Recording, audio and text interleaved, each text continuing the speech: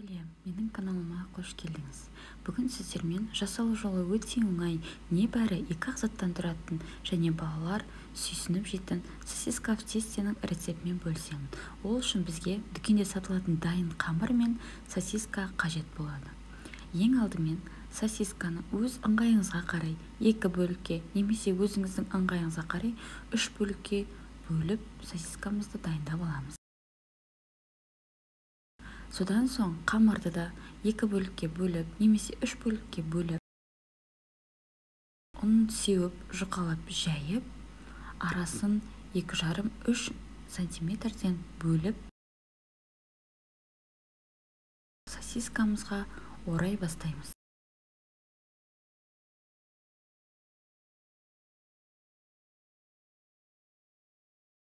Осылайша барлық сосискамызды қамырға орап, пергамент төселген противенімізге салып, үстінен жұмыртқаның сарыуызын салып жағып шығамыз.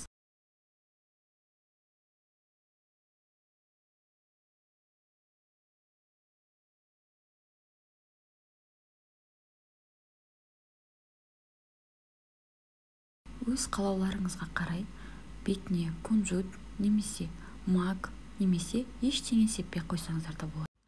Қызып тұрған 180 градус пеште 25-30 минут аралығында пісіріп аламыз. Міне дайын болды. Өте жұмсақ, өте нәзік, ауызда еритін қытырлақ болып шығады.